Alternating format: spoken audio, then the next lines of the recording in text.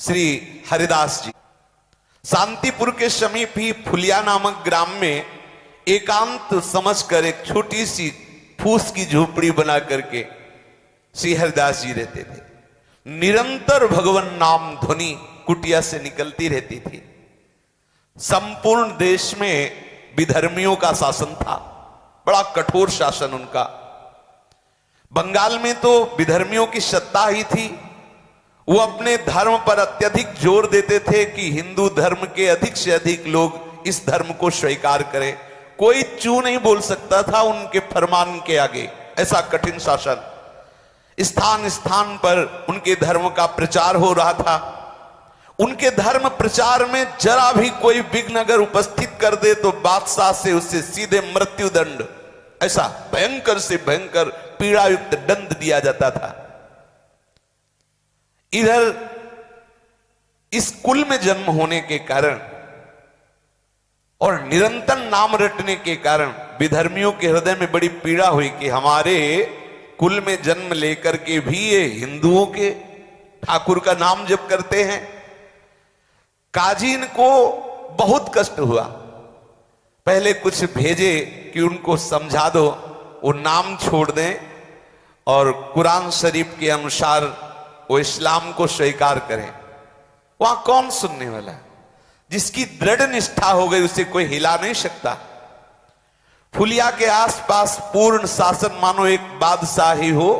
गुराई नाम का काजी, बड़ा ही कठोर स्वभाव का। वो हरिदास जी के प्रति तो ऐसा जलने लगा, पूछो मत, ईर्ष्या का ठिकाना नहीं रहा उसके मुख। जब हरिदास जी के मुख से हरिनाम सुना तो जल गया। उसने सोचा कि हमारे धर्म में बड़ा भारी एक कलंक होगा और बहुत से जो धर्म परिवर्तन करना चाहेंगे, इस्लाम धर्म से हिंदू धर्म जाना चाहेंगे, उनका तो साहस बढ़ जाएगा। इनको ऐसा दंड दिया जाए कि कोई भूल करके भी हरि नाम न ले। हरिदास जी का जन्म मुसलमान कुल में हुआ था। वो बस यही बादशाह से जाके कहा कि मुसलमान होकर हिंदुओं के ईश्वर का नाम लेता है, ये कुफ्र है, ये काफिर है, इसलिए इसका कत्ल कर देना हमारे धर्म शास्त्र के अनुसार उचित है। गोराई काजी ने विरुद्ध राज दरबार में अभियोग चला दिया हरिदास जी के ऊपर। राज आज्ञा हुई, तत्काल सैनिक भागे और हरिदास जी को गिरफ्तार कर लिया। मुलुकपति बादशाह के सामने हरिदास जी को पेश किया गया। देखा, दृष्टि में सिंहवत दृष्टि, मुख में नाम, चेहरे पर प्रसन्नता और तेज। एक बार कांप गया बादशाह देख करके हरिदास जी को। बड़ा तेज, बड़ी प्रसन्नता, निर्भयता नेत्रों में, और मुख में उन्हीं के सामने नाम चल रहा है, क्योंकि नाम आशिक नाम कैसे छोड़ सकते हैं। उसने कहा इनको बैठने के लिए आसन दिया जाए। जहां बंदी बना के ले गया था वहां हरिदास जी को आसन दिया गया। हरिदास जी ने नम्रतापूर्वक मुलकपति के सामने बैठ गए। उसने दया दर्शाते हुए कहा कि आपको देखकर लगता है कि आपको दंड न दिया जाए, पर आपका जन्म मुसलमान के कुल में हुआ। मुसलमान के घर में जन्म होना ये अल्लाह की बड़ी कृपा से होता है। बादशाह ने कहा, और तुम मुसलमान के यहां जन्म लेकर काफिरों का आचरण करते हो, जानते हो तुम्हें नरक मिलेगा, कभी मुक्ति नहीं मिलेगी, क्योंकि कुरान शरीफ के अनुसार चलने पर तुम्हें मुक्ति मिलेगी। हम चाहते हैं कि तुम कुरान शरीफ को स्वीकार करो, हम तुम्हें दंड नहीं देना चाहते। बंद करो हरि नाम लेना, तुम तौबा बोलो, अर्थात गलती स्वीकार करो, प्रायश्चित करो, कलमा पढ़कर मोहम्मद साहब की शरण में जाओ, भगवान तुम्हारे अपराधों को क्षमा कर देंगे और तुम्हें मोक्ष प्राप्त होगा। मुलकपति की ऐसी सरल बात सुनकर हरिदास जी ने हाथ जोड़ा और कहा, महाशय आपने जो कुछ कहा बिल्कुल आप अपने विश्वास के अनुसार ठीक कह रहे हैं, मेरा कोई विरोध नहीं आपसे, क्योंकि हर एक मनुष्य का विश्वास अलग अलग तरह का होता है। जिस तरह का दृढ़ विश्वास होता है उसी प्रकार उसको फल की प्राप्ति होती है। दूसरों के धमकाने से या किसी प्रलोभन से या भय से जो अपनी प्रीता को, अपने विश्वास को छोड़ देता है, कैसा विश्वासी रहा, उसे कभी परमात्मा तत्व की प्राप्ति नहीं होती। जो किसी भय से, किसी प्रलोभन से अपनी निष्ठा को छोड़ दे। आपने मुझे मृत्यु दंड का भय दिखाया, मोक्ष का प्रलोभन दिखाया, मैं नाम नहीं छोड़ सकता। यदि मैं नाम छोड़ दूं तुम्हारे कहने से, तब मेरी दुर्गति हो जाएगी। क्योंकि मैं भयवश या प्रलोभनवश नाम को छोड़ दूं तो मैं मान सकता हूं कि मेरी दुर्गति हो जाएगी। ऐसा करने से मैं नरक का भागी बनूंगा।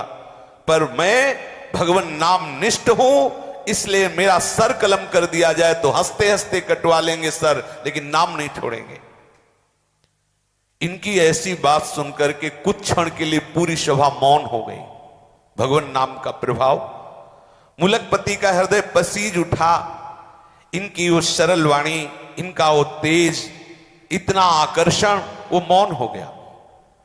फिर थोड़ी देर में बोला कि तुम्हारी बातें हमारी समझ में कुछ कुछ आती हैं, लेकिन ये जितनी बातें तुमने कही ये सब हिंदू फकीरों की हैं। तुम्हें उचित नहीं है, तुम मुसलमान के कुल में जन्मे हो, तुम्हें मुसलमान के धर्म में ही विश्वास रखना चाहिए। हरिदास जी ने कहा, महाशय बिल्कुल आप ठीक कह रहे हैं। देखो भक्त का हृदय कैसा होता है, मेरा कोई आप पर विरोध का भाव नहीं, किंतु विश्वास तो अपने अधीन की बात नहीं है। पता नहीं हमारे ऊपर कैसे कृपा हो गई कि मुझे भगवान नाम पर विश्वास हो गया है। ऐसा भगवान नाम पर विश्वास नहीं कि किसी के कहने से छूट जाए या किसी भय से छूट जाए। कोई हिंदू ही बना रहे, इस पर आपका कोई जोर, कोई हिंदू मुसलमान बन जाए तो आपका कोई जोर चलेगा। मान लो कोई हिंदू बना है तो आप क्या करोगे? अगर कोई हिंदू मुसलमान बनना चाहता है तो आप उससे सहयोग करेंगे, रोकेंगे नहीं। अगर कोई मुसलमान हिंदू बन जाए तो क्या फर्क पड़ता है? अगर हिंदू मुसलमान बन सकता है तो मुसलमान भी हिंदू बन सकता है। श्री हरिदास जी ने सभा में ऐसा तर्क रखा। कोई हिंदू जब अपना विश्वास छोड़कर मुसलमान होने के लिए आता है तो आपने कभी उसे दंड दिया? आपके भयवश से, आपके समझाने से कोई हिंदू धर्म का त्याग कर जब इस्लाम धर्म को स्वीकार करता है तो आप उसे क्या कभी दंड दिए कि तुझे अपने धर्म में रहना चाहिए? क्यों नहीं? उसे क्यों नहीं आपने शासन के द्वारा मजबूर किया कि वो अपने ही हिंदू धर्म में रहे?